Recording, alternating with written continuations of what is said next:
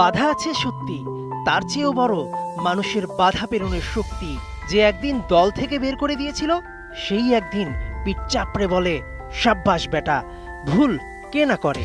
সেখান থেকে শিক্ষা নিয়ে সূর্যের মতো পুরেই তো এক একজন হয় খাঁটি সোনা।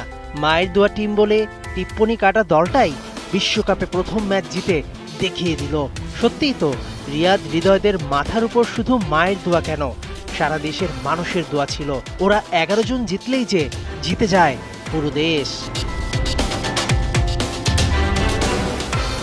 একটা সময় মাশরাফি, সাকিব, তামিম, মুশফিক, রিয়াদ এই পঞ্চপাণ্ডবরা ভালো না খেললে বাংলাদেশ জিতত না।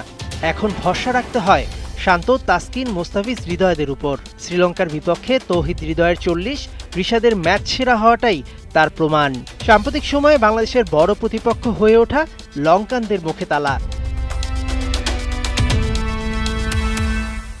তরুণরাই জেতাচ্ছে দেশ, তাদের ওপর ছায়া হয়ে আছেন সাকিব, রিয়াদের মতো সিনিয়র ক্যাম্পেইনাররা। দলের মধ্যে কোনো বিভক্তি নয়, বরং টিম বন্ডিং জোরালো হলে এই বাংলাদেশ সব কিছু করতে জানে। সৌম্য, লিটনরাও জান দিয়ে খেলতে বাধ্য।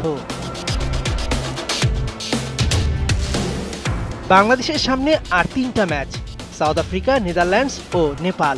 ইতিহাস বলে বাংলাদেশ কোনো আসর জয় দিয়ে শুরু করলে সেই আসরে ভালো কিছু হয়। বাংলাদেশের মতো ক্রিকেট পাগল ফ্যান বেজ আপনি খুব কম দেশেই পাবেন।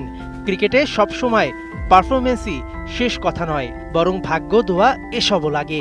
লিখে নাও তুমি স্মৃতির পৃষ্ঠা জুড়ে আজকের দিনটাকে, লিখে নাও তুমি গভীর অনুভূতিতে। এই জয়ই হতে পারে ইতিহাস রচনার নোঙর, বিশ্বজয়ের বন্দরে।